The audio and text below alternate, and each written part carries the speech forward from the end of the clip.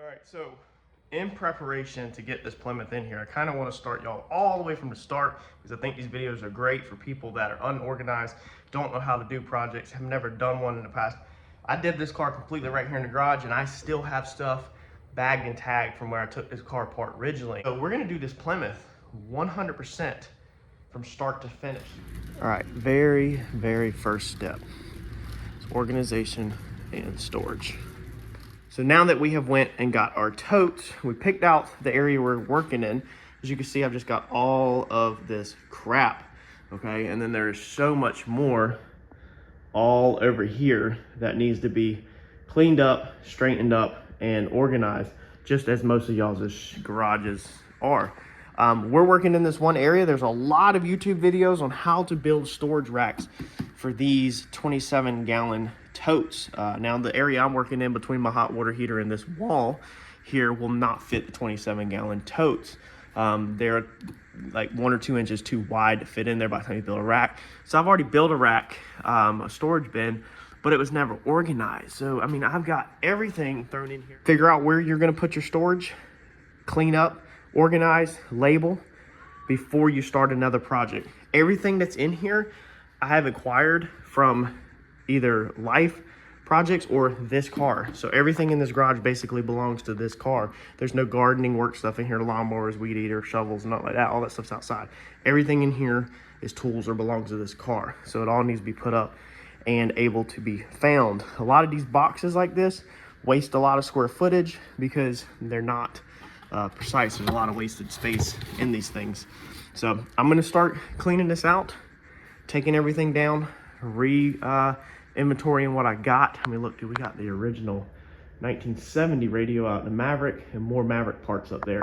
So all of them parts need to be come down and actually go to my shop where they can be stored at long-term in the parts room and not here at the house. So that's what we are gonna work on, is transferring, organizing, and straightening up. All right, so one bin, and I have literally completely unpacked this shelf minus the transmission stuff. So everything here is transmission or rear end. It's going in its own box. I've completely unpacked this shelf besides engine stand mounts, pipe notcher, and bender fittings, and a couple of Comet pieces. So this is just amazing. We're creating a spreadsheet the same way that I showed y'all to do the spreadsheet on your wiring in your project. And the spreadsheet will show bin number 1, which is going to go down here on the floor. We're going to pull this yellow bin out, and it shows every freaking thing that's inside this bin. So when you're laying in bed at night and you're like, what did I do with them wheel lugs that I had, or them center caps that I had? Because this car has strange center caps, but the original RC comp caps don't go on there because of the strange brakes. I have it noted that they're in this box. Super easy. I lay in bed at night, and instead of digging out here through stuff, I just dig in my notes, in my spreadsheet, find it, and bim, I can come down here and go straight to the bin. So again, this is the major step 1 before we move on to another project, is organizing what you already got. This is going to make your next build in your life so much easier. Because think about it, this garage is gonna get a mess of cut up Plymouth stuff coming apart. When we have an issue at the racetrack, or we need to go to the racetrack, we need to make a change really fast to this car, and I need that freaking part that I don't remember where I put it at. Now I'll know, meaning I don't have to dig through all the crap that is going to be in here with this next build. That's why this step is so important. I'm literally emptying stuff out of the cabinets into these bins that are all gonna be over here, just making more room. Look how much nicer this is. I just had stuff piled in these cabinets, and I was going all off my memory in my head of where everything at. I mean, I've got wire rolls, bags of P-clamps, more wires. I mean, I save all kinds of wires for if you need to do something, hopefully you have the right size. Now with the new car, I hope to get a spool, a wire spool rack, or build one like underneath there with a bunch of wire spools like right there for wiring the new project. But for right now, this pulls everything down out of there, puts it in the box. Over here, I have 2 fuse blocks in there, wire loom, Holly shielded wire, the 3-wire, your typical low-dollar sensor extensions. Like, everything's in there. And so now, if we have a wiring issue and we need to wire something, we can fold up our black table here, put a table up, we can pull these 2 bins down on the floor and dig through them and get exactly what we need. While we're going through and cleaning everything up in here, I'm also picking up off of the table and putting some stuff up. I just wanted to show y'all this before you start on your project. They have these at your local dollar store, Dollar Generals and stuff like that. You can also get this off of eBay and stuff like that. So there's the sticker. You might be able to eBay that, maybe that, not sure. But these little things, I've had these for a really long time, and they're great for just specialty stuff. Like I think this is the standoffs for the fuel injectors, ATI, balancer bolts, just little odds and ends. And these things stack in there in these toolboxes like this, amazing. Here's another style one that's actually like a 3 bin style, okay, that the bins come off. And I've got brake parts, Zeus parts, which actually I need to put some Zeus tabs or buttons in there I just had out. Where I'll put them at. Anyways, they're great. I love these little things. They literally just stack in these toolboxes like this. Like this one is slam full of freaking ORB fittings and, you know, AN fittings and stuff like that. So when you're preparing to bring your project home, you got to spend a day, y'all, and freaking organize and make sure that you got everything accounted for. Here's these other little buttons. These are a totally separate size. Let's see here. We can move that to that bag. You got to account for everything so that when you go into your new project, you're not wasting money and buying stuff you don't need. Your dollar store will also have other little ones like this.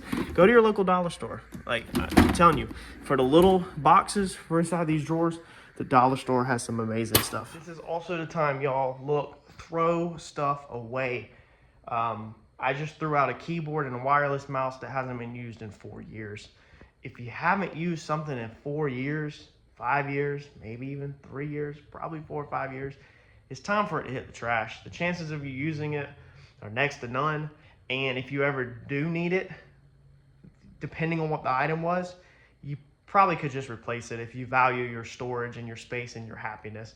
You don't want this place to feel like it's closing in on you, and that's going to drag you down when you go into your new project, and you're going to feel overwhelmed because you got so much crap. Some of it is just straight junk, y'all, let's be honest.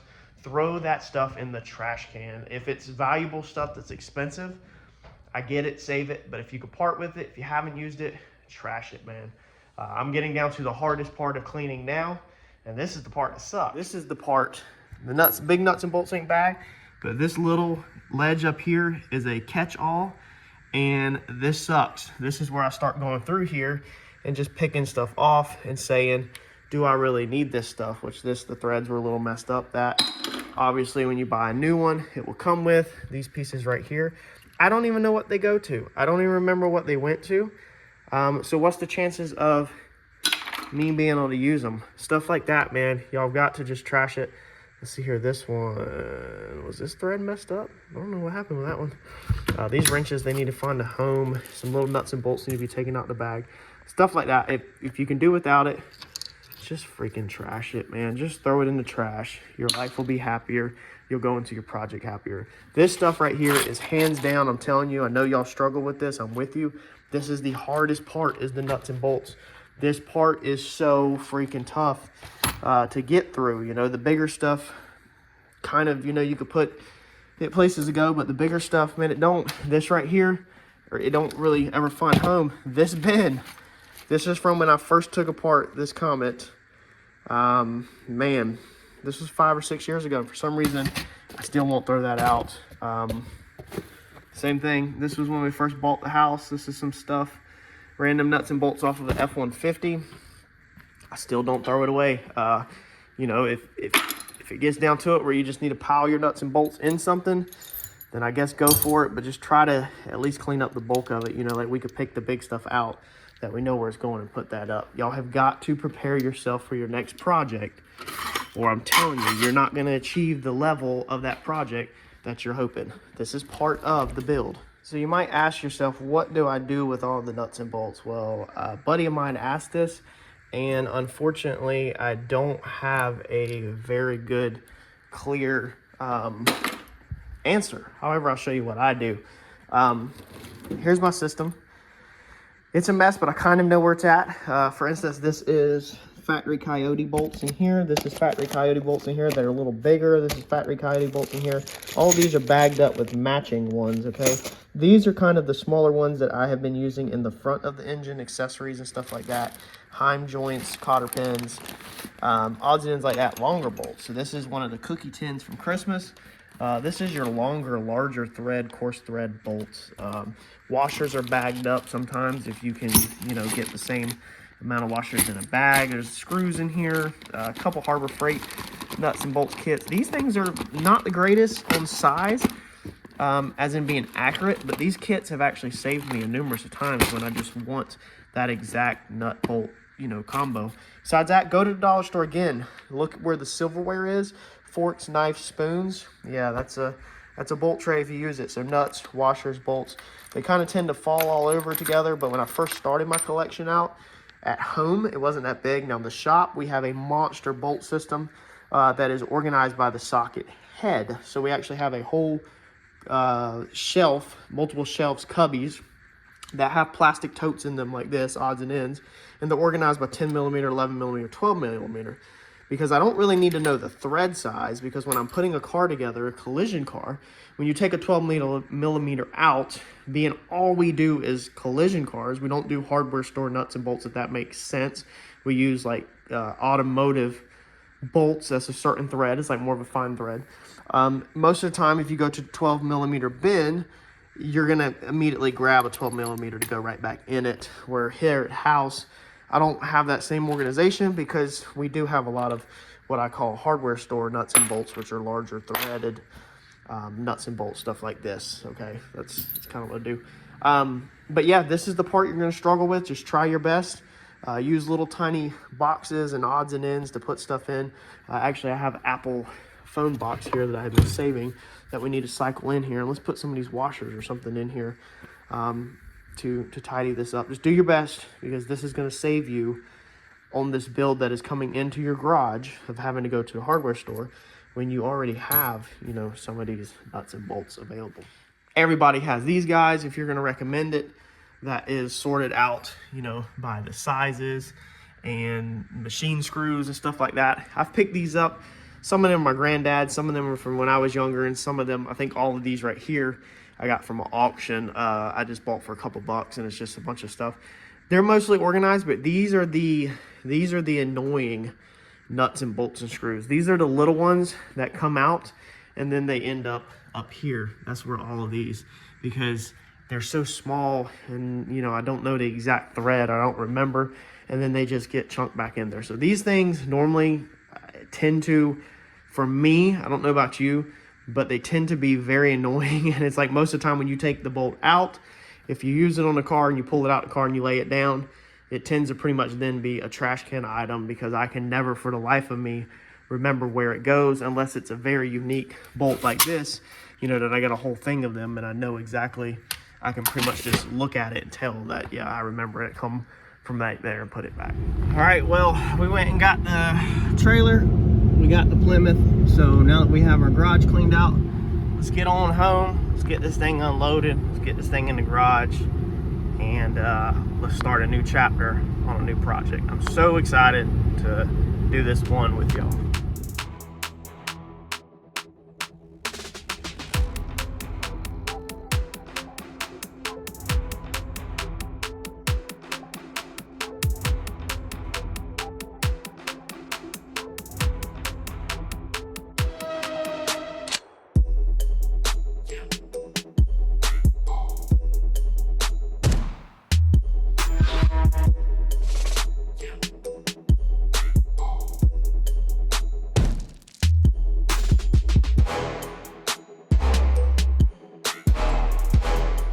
Well, there we have it. Look at that. Fresh start, fresh sprays, fresh space. We are ready to get to work. It's not 100% perfect, but it's way better than it was. Everything that's in these bins is accounted for and numbered in a data sheet, so I know where everything's at. So now that you got your cleaning done, you got your car home, let's get to work.